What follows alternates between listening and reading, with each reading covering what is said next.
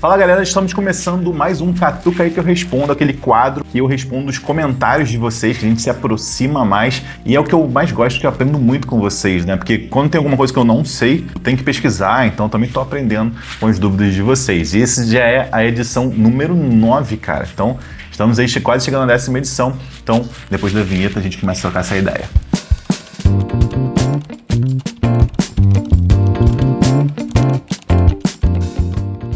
E eu já peguei aqui meu primeiro cafezão que já tá acabando, daqui a pouco eu preparo mais um, mas já vamos direto ao ponto, começar com a primeira pergunta do Luiz CSM. Sobre armazenamento de café pronto, por exemplo, saio para pescar direto e no barco até dá para fazer o café ali na hora, mas dá trabalho demais e fico com receio de perder minhas tralhas. Assim, gostaria de levar um café especial pronto. Armazenar café pronto em garrafa térmica prejudica muito o sabor, notas e aromas do café? E se for uma garrafa Stanley que veda e conserva melhor? Por quanto tempo dá para armazenar café especial pronto? E qual o melhor método para fazer esse café que será armazenado? Desde já agradeço, Luiz. Então, Luiz, cara, o problema do armazenamento do café em garrafa térmica nem é a conservação ali da temperatura, como você exemplificou aí com uma garrafa Stanley, mas sim o contato com o oxigênio que acaba ali oxidando o café e fazendo com que ele perca qualidade. Porém, calma aí, rapidinho.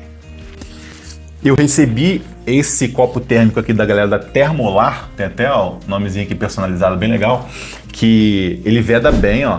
Tem essa tampinha aqui que você consegue beber 360. Eles fizeram isso com parceria com a galera da cafeteria e torrefação lá do sul, Williams & Sons. Então teve uma equipe técnica por trás disso que conhece sobre café. Eu fiz o teste, soltei até um vídeo no Instagram falando sobre isso, e eles prometem conservar o seu café por até 4 horas e bebidas geladas até 10 horas. Cara, estava muito bem conservado, e falando do sensorial, a única coisa que eu percebi foi um aumento da acidez, mas o café, quando ele vai perdendo temperatura, essa acidez tende a acentuar mesmo em alguns cafés. No que eu estava aqui foi o que aconteceu, mas ainda estava muito agradável e muito bem conservada a temperatura também. Ótimo para beber, e ficou até mais, né? Eu testei até 5, 6 horas, estava bem legal ainda. Então assim, da Stanley provavelmente vai chegar nesse mesmo resultado. Eu acho que é uma boa saída, porque nesses meus testes não prejudicou tanto o sensorial. E falando em tempo, eu falei, cara, 5, 6 horas dá pra você tomar tranquilo. E eu tenho certeza que você vai tomar antes disso, né? Pescando ali, relaxando, você vai tomar essa quantidade de café antes disso. Aqui foi um experimento, né? Mas acho que vale essa opção da Stanley sim. Pergunta número 2 da Karen Ávila 57. Oi, gostaria de entender sobre os moedores, pois tem o material da lâmina que pode ser alumínio ou titânio, o tamanho, a quantidade de rebarbas, microns por clique, quantidade de volta e etc. Olhando uns reviews de alguns moedores e procurando suas especificações, eles têm as mesmas especificações técnicas, digamos, mas um serve para expresso e outro não. Um puxa acidez e outro não. Barbaridade, tio. Por que isso acontece? Você acaba enlouquecendo na hora de escolher um. Obrigado. Sim, eu te entendo, e é por isso que a gente está aqui, né, para poder explicar esse tipo de conteúdo técnico de forma mais clara. Então vamos lá, vou tentar pegar cada pergunta sua especificamente para responder. Começando, material da lâmina que pode ser alumínio ou titânio, né? Você ainda pode ter aço inoxidável ou de cerâmica, né? Então tem mais 2 tipos aí para você considerar. Mas o que muda isso em cada moedor é a durabilidade e a eficiência dele no momento da moagem. Imagina aí, sei lá, você tem 3 tipos de facas, uma de cerâmica, outra de aço inox, outra de titânio, tá? Faca para cortar. Então, a de aço inox provavelmente ela vai ser bem robusta, né? Leve, vai ter um corte muito bom, mas talvez ela vai ter que ser afiada de tempos em tempos. Já a de cerâmica pode quebrar se não for bem utilizada, porque ela vai ser mais frágil. A de titânio não, ela combina as 2 coisas, sabe? Tanto a durabilidade, a robustez, como a eficiência ali no corte, o fio da faca dura mais tempo. Então é meio que essa mesma pegada. Já o tamanho do moedor, você vai analisar mais a questão da portabilidade, né? Se é fácil carregar ele para os lugares, para viagem e tal, e também da quantidade de grãos dentro dele, né? Você tem ali o Zepresso Q2, cabe pouquinho café, então, mas ele é super portátil, então para viagem talvez é melhor, mas para o seu dia a dia talvez nem tanto, porque você pode fazer cafés para muitas pessoas, então você precisa de maior quantidade de espaço para colocar os grãos e moer tudo de uma vez. né? Senão tem que moer várias vezes, não é tão conveniente assim. A quantidade de rebarbas, eu acho que eu falei no vídeo do review do Orca G1, né? Quanto mais rebarbas, ou seja, quanto mais faces você tiver, como ela ocupa mais espaço, a lâmina, a alimentação de café em grão ali, ela é mais lenta, o que, consequentemente, aumenta a velocidade de moagem, já que você vai colocando pouquinho em pouquinho café, ela vai moendo menor quantidade, logo ela moe mais rápido, então a sua moagem fica mais macia e mais rápido também. Sem contar os estabilizadores, né, que também ajudam ali, que são aquelas hastes que ficam, tem a haste central do moedor e tem algumas estabilizadores que fixam essa haste central no mesmo lugar. Porque se ela balançar muito enquanto está moendo, as lâminas vão balançar também e aí a moagem não vai ser tão regular. Ainda tem isso. Microns por clique é basicamente a distância de tamanho da partícula de um clique para o outro, né? Quanto maior esse número do micron, mais distante vai ser essa partícula da outra. Então, se, por exemplo, você quer um moedor para expresso, você precisa ter uma distância de micron de um clique para o outro menor, né? Lá 8 cliques por micron, 16 cliques por micron. Aliás, 8 microns por clique, 16 microns por clique, porque você vai saber que você vai conseguir fazer ajustes pequenos para buscar um sensorial para o seu café. Se for muito longo, provavelmente esse moedor vai ser melhor para filtrados, já que filtrados a gente tem uma possibilidade de usar partículas de moagem maiores, né? No expresso não, é aquela coisa, é uma lente de aumento, então você precisa ter ajustes finos ali. E por isso que é legal o moedor da Bravito, porque ele não tem cliques, então, cara, você faz uma mudancinha assim de leve, você já vai ter alguma alteração na lâmina, então ele é ótimo para expresso por conta disso também. A quantidade de volta também está diretamente ligado à sua possibilidade de perfis de moagem. Por exemplo, eu quero ter um perfil de moagem tanto para expresso como lá para a prensa francesa, né? Para quem gosta de usar uma moagem mais grossa. Então você vai ter esse lastro de possibilidades de usar vários métodos com aquele moedor específico. Tanto é que tem moedores, cara, que alguns cliques são inutilizáveis, porque fica tão grossa a moagem que você nem vai usar. Você vai usar ali, vou usar 2 voltas do meu moedor, sendo que ele tem 4. Só que abaixo de uma volta ele fica fino demais, então nem passa a água do expresso, e acima de 2 fica um cascalho gigantesco que a água passa tão rápido que você nem vai conseguir tirar sabores do café. Então tem isso também, né? Então vai do seu objetivo pessoal. Mas o que? Então olhando os reviews... ó. Mas um serve para expresso, outro não. Um puxa acidez e outro não. Cara, isso vai do resultado da moagem, né? Então, além de tudo isso que a gente já citou, o resultado da moagem. Esse moedor gera muitos fines, isso pode ser positivo para expresso, né? Porque o expresso, a gente gosta do corpo do expresso, gosta dele mais com menos acidez, algumas pessoas, né? Então esses fines, eles escondem mais a acidez, eles trazem mais corpo, são aquelas partículas mais finas da moagem, né? Eu defini uma partícula X, mas tem aquelas partículas mais finas e as mais grossas em toda a moagem. Se ele gera mais partículas finas do que o normal, ele vai ter menos acidez, porque vai ser uma parte da sua moagem que vai ser mais extraída, então não vai ter tanta acidez e vai dar mais corpo para o café. Se ele gera menos fines, ele vai te dar mais clareza, mais brilho para sua bebida, consequentemente um expresso mais brilhante. Então, se você gosta de um expresso com mais acidez, então se você gosta de um expresso com mais acidez, pode ser um moedor para você. Se não, e aí também vai do gosto pessoal. Por que dizem, por exemplo, que o meu K6 não foi desenvolvido para expresso? Porque ele traz menos fines do que o normal, do que o K4, que foi descontinuado, por exemplo. Então, aquele perfil classicão de expresso não é tanto a vibe dele. Mas eu gosto de um café com acidez, expresso com acidez. Então, para mim, ele atende muito bem, apesar de não ser desenvolvido para expresso, beleza? No fim, você vai analisar todas essas variáveis aí e escolher um moedor que se adapte ao seu dia a dia, ao seu gosto pessoal. 3. Bonadia08. Bom dia, bom dia. Poderia me informar os links para upgrade no TimeMore C3? Vale a pena mesmo para coados? Então vamos lá, os links que ele ou ela está dizendo aqui sobre isso é quando a gente falou no último Catucaí sobre mudar, colocar o Silver Clicks e aumentar e trocar a lâmina para uma lâmina com mais faces. Você fazendo esses 2 upgrades, em tese o TimeMore C3 ele fica melhor para expresso sem levar muito tempo para moer, tá? E até tem a ver até um pouquinho com o que a gente falou na última pergunta. E se ele vale a pena para quadro, cara, ele é excelente para quadros, inclusive nem precisa fazer esses upgrades, gastar mais dinheiro para quadros. Ele de origem, original ali, já serve muito bem para coados, é um baita moedor.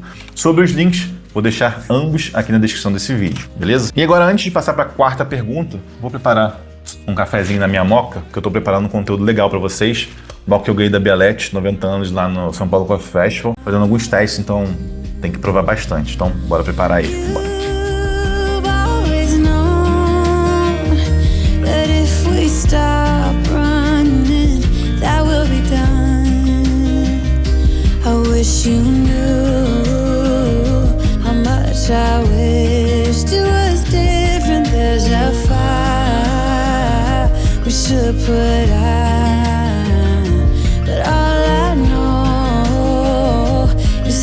To fall back into you.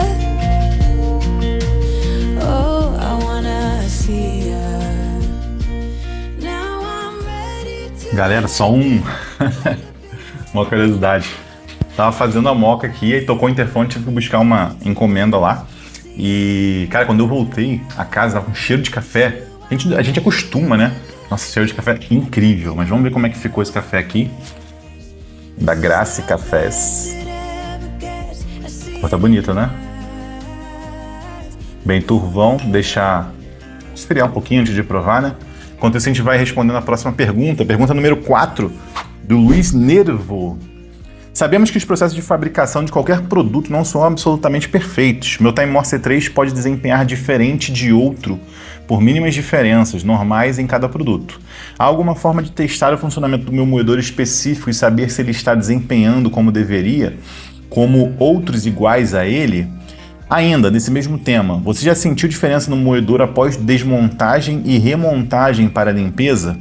Já foi preciso adequar alguma receita porque o moinho ficou diferente? Grande abraço. Cara, isso acontece sim.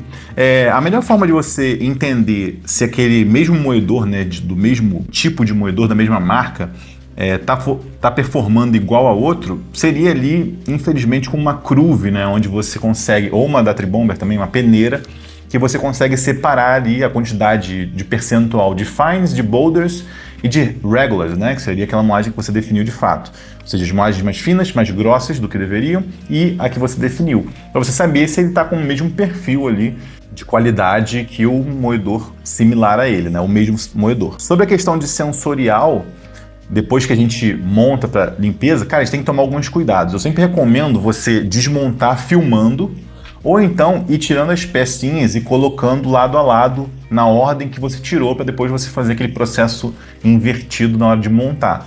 Porque tem alguns moedores que tem um detalhe, no jeito que você coloca a rosca. Se você colocar ela de cabeça para baixo, da forma invertida que deveria, já vai fazer alguma diferença ali no resultado final da sua moagem. Tem umas, cara, que são muito parecidas, ela tem um leve relevinho que você tem que colocar virado para cima. Se eu não me engano, um K6 tem isso. Então, se você trocar esse lado, cara, já vai dar alguma diferença. Então, o ideal é você fazer com esses cuidados para não ter esse tipo de problema. Tem outros tipos de moedores que eles exigem que você, na hora de desmontar, coloquem num clique específico para poder desmontar e depois volte com esse mesmo clique para não descalibrar o seu moedor. Por isso que alguns moedores têm ali a forma de calibragem, né? Se eu não me engano, o J-Max da 11 Press tem esse detalhe. Para você montar ele de volta tem que ter alguns cuidados desse tipo, mas acontece sim, é super normal. E assim, de ter que ajustar a moagem porque foi diferente, normalmente é quando você está muito tempo usando e a lâmina já está ficando meio gasta, né? E você tem que lhe dar uma afinada na moagem para poder voltar à sua espessura padrão, entre aspas, mas o ideal mesmo é você calibrar ou então trocar a lâmina com o tempo, mas isso é coisa de anos que eu tô falando, tá? Então acho que é isso. Vou provar esse cafezão aqui, né? Nossa, tá muito bom. Zero amargor, galera, zero amargor. Os testes que eu tô fazendo com a moca estão ficando bem legais. E aí eu vou trazer, junto com o review dela, a receita que eu mais tenho usado aqui para a maioria dos cafés. Nossa, muito bom esse café. Quinta pergunta, o Chris Fedrizzi. Salve, saberia informar qual é a equivalência do clique desta tua regulagem para o K6? Aqui ele tá falando de um expresso que eu fiz no vídeo com o Baratza 7. Cara, sim, eu não vou saber exatamente igual, né? Mas bem próximo ali, pelo que eu lembro do perfil de regulagem que eu usava o K6, é ali do clique 35 ao 45. Entre 35 e 40, vai. para diminuir a sua quantidade de testes ali. Então começa por esse range aí de opções, que provavelmente você vai chegar próximo do perfil que eu estou usando agora no Baratza. Sexta pergunta. Cara, não tem arroba. É um ponto. Enfim. Meu nobre, que balança é essa que usou na hora da extração? Tem link de compra? Ele está falando aqui da balança da Cafesing A1G2. E sim, tem link de compra e vocês ainda com esse link conseguem 5% de desconto. Infelizmente só vai ter em dólar comprando no próprio site da Cafesing, mas assim, é uma balança que me surpreendeu até hoje de todas que eu usei por conta da sua construção e por conta agora, nessa G2, do seu auto-timer com delay praticamente zero. Tem o review dela, vou deixar agora no card aqui em cima para vocês olharem e ver se é o ideal para vocês, mas gostei muito dela, tornei ela minha balança principal. Tem a Search Pen aqui, quando acaba a bateria dela eu não quero carregar, eu não consigo carregar, mas ela agora é a minha balança principal, porque ela é muito boa, robusta, ela é maior um pouquinho, é entre uma balança grandona e a Search Pen, então para fazer métodos maiores como o Chemex é muito boa também, então recomendo, né? E o preço mais salgadinho um pouquinho, mas vale muito a pena. E o Luiz CSM. Cara, já teve pergunta do Luiz aqui, né? Ele fez outra? Ah, já teve. Então, ó, 2 perguntas do Luiz. Ó, o cara teve o privilégio de terem 2 perguntas respondidas. E se você quiser ter a sua pergunta respondida aqui, já comenta nesse vídeo para ter chance de aparecer no próximo Catucaí 10. Ó, quem sabe não tem uma surpresa aí, Catucaí número 10. Então, quem sabe sua pergunta aí não vai, não vai ajudar em alguma coisa. Mas faça sua pergunta para a gente poder manter esse quadro aí funcionando, porque tá bem legal. Vamos lá, tenho dúvidas sobre expressos em questão de tamanho de filtros e quantidade de café. Tenho a Phil 15 Bar modificada, por exemplo. Ela usa filtros de 51mm normalmente para 18 gramas. Com Pug Screen eu faço 15 gramas. Vejo muitos vídeos sobre tempo, mas em nenhum vídeo a pessoa levou em consideração a quantidade de café e o tamanho do filtro. Creio eu que há diferenças. Porque quando eu faço uma receita de 15 gramas, eu uso um clique específico do meu moedor e quando faço com 12, tenho que reduzir 2 cliques para não passar rápido demais. Às vezes eu compacto um pouco mais forte e reduzo a pressão para 8 bar para estabilizar. Gostaria de saber se há parâmetros de tempo para expressos para cada tamanho de filtro e quantidade de café. Abraços. Cara, não tem um parâmetro para isso. Por quê? Porque o que mais você tem que se preocupar nem é tanto a quantidade de café ou mesmo o perfil de moagem, mas sim o café em si. Porque a depender do perfil de torra, você tem que deixar ele menos tempo em contato com a água, se for uma torra mais escura, por exemplo. Se for uma torra mais clara, o oposto disso. Se ele for um café cultivado em elevadas altitudes, provavelmente ele vai ser mais denso, então o tempo de contato com a água vai ter que ser um pouquinho maior também, que ele vai ser mais duro. Então é muito relativo isso, sabe? Eu acho que você tem que se preocupar menos com essa questão de tempo e mais com a questão do sensorial, do que ele está entregando. Porque senão você fica muito bitolado nisso e acaba que se embaralha todo, sabe? E lembrando que esse parâmetro de tempo de 20 a 30 segundos foi de uma escola de uma época em que os cafés tinham uma torra mais desenvolvida naturalmente. Não tinha ainda essa vastidão de diferentes perfis de torras, porque não havia esse estudo mais aprofundado ainda. E quanto mais clara a torra, sabemos que mais tempo de contato com a água o café precisa para extrair todos aqueles sabores. Então, foque aí. O que você tem de perfil de torra? O que você tem de café? Então, eu vou precisar ter um tempo maior ou menor? E aí sim, você prova, vê o sensorial que tá, se está muito ácido, precisa de mais contato, se está muito amargo, precisa de menos contato, e aí sim você define para onde você vai no seu tempo que deu de resultado aí na sua balança, tá? Não se apega muito para isso não, mas obviamente, né, se você tem menos café, ele vai passar um pouco mais rápido, né, porque vai precisar de menos água para passar ali e vice-versa. Mas é claro que a quantidade de café no porta-filtro, assim como a quantidade de água que vai passar por ele, faz diferença, né? Você falou que 15 gramas você faz de um jeito, 12 gramas você faz de outro.